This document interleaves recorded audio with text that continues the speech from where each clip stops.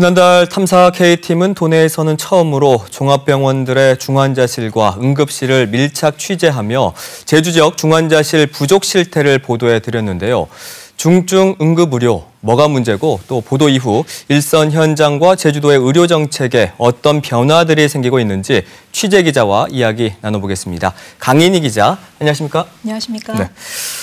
기다리다 죽는 사람들, 이제 탐사 K를 통해서 4편이 총 방송이 됐어요. 네. 근데 병원 취재 어떻게 해서 시작을 하게 된 건가요? 네, 2년 전에 뇌경색으로 위급한 한 60대 남성이 도내 중환자실을 가야 되는데 자리가 없어서 기다리다가 안타깝게 돌아가셨다는 내용을 우연히 접하게 됐는데요. 네. 그 이후에도 주변에서 중환자실 들어가기가 어렵다는 소식이 종종 들려와서 이 탐사 K팀 조세준, 문준영 기자와 함께 취재를 시작하게 됐습니다.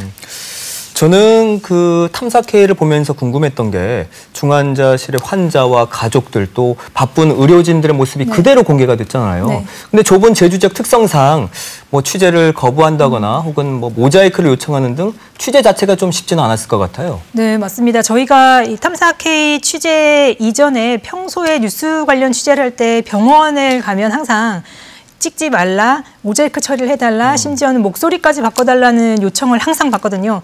그래서 이 취재를 시작하기 전에도 또 이런 요구가 당연히 있을 거라는 예측은 사실 했습니다.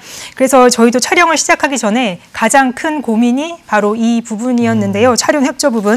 근데 생사를 오가는 가족이 중환자실이 부족해서 애가 타는 모습을 그대로 전달해야 하는데 가족들의 협조가 없으면 현장의 분위기를 그대로 전할 수 없지 않습니까? 그렇죠. 예. 네, 그래서 고민이 많았는데 도내 종합병원은 제주대병원과 한라병원, S중앙병원, 한국병원, 한마음, 서귀포의료원 6곳인데요. 이 중에서 제주대병원과 한라병원 그리고 서귀포의료원에서 취재에 응해주셔서 촬영을 할 수 있었습니다.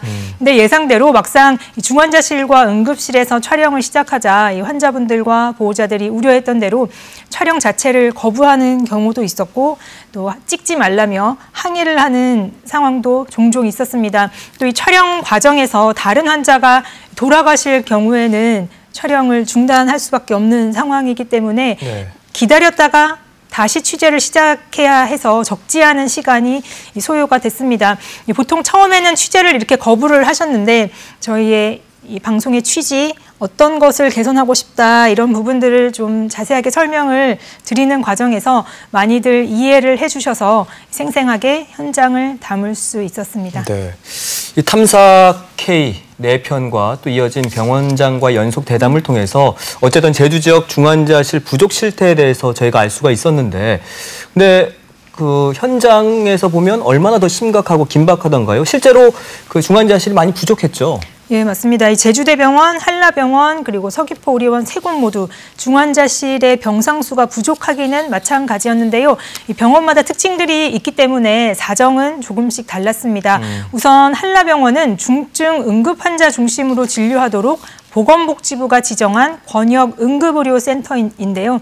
그러다 보니 중환자 쏠림 현상이 나타나고 있었습니다. 응급실 한켠에 중환자실 대기실까지 마련됐을 정도였는데요. 긴급 수술이 이루어지기도 했고요. 중환자실에 자리가 날 때까지 일주일에 하루 이틀 빼고는 10명 안팎의 중환자들이 대기실에서 지내야 하는 실정이었습니다.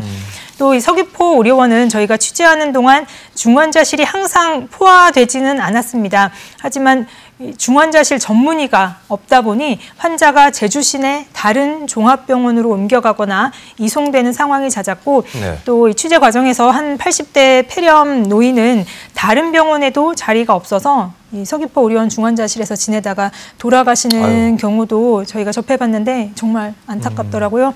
제주대병원 중환자실은 내과계와 외과계로 나뉘어 운영이 되고 있습니다. 제주대병원의 경우 입원실이 꽉 차서 중환자실에서 나가야 할 환자들이 나가지 못한다거나 또 상태가 호전돼도 이 무연고 환자들이 병상에 있어서 긴급하게 들어와야 될 환자들이 들어오지 못하는 사례들도 있었습니다. 이 수치로 보시면 이해가 더 쉬우실 텐데요. 우선 한라병원이 보면 현재 35개 중환자실 병상이 있습니다. 3년 전보다 줄었죠. 제주대병원 역시 중환자실 병상이 많이 줄었습니다. 나머지 병원들도 감소했거나 간신히 유지하는 수준입니다. 이 중환자실 병상의 감소 추세지만 도내 뇌졸중과 중증 외상 그리고 심정지 환자는 지난 2017년에만 10,000명이 넘고 이 2배 넘습니다. 2014년보다. 그리고 다른 병원으로 이송되는 수치도 매년 늘고 있는데요.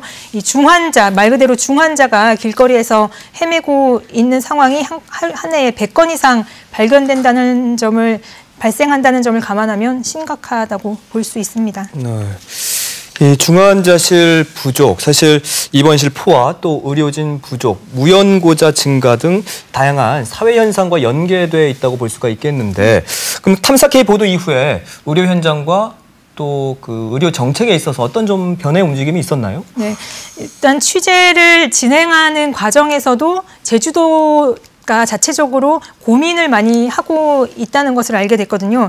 이 병원들도 마찬가지였는데요. 제주대병원은 제주형 중환자 진료 공유 체계를 계획하고 있다고 밝혔습니다.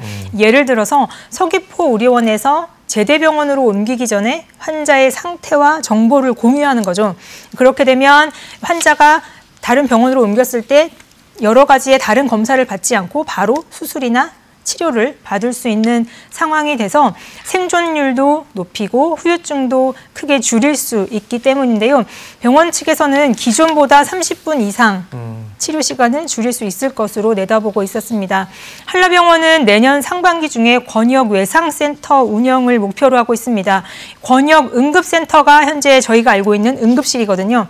근데 외상센터에서는 20여 병상의 중환자실 병상이 확충이 되고 중증 외상 환자만 집중적으로 치료를 하게 됩니다. 네. 현재 전문의 10명이 이미 채용이 됐고요.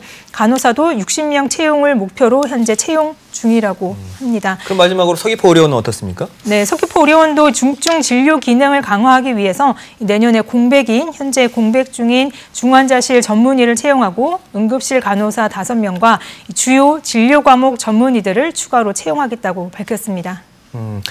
제주도 역시 도내 중증 의료 여건의 심각성을 좀 공감을 해서 정책을 준비하고 있다면서요?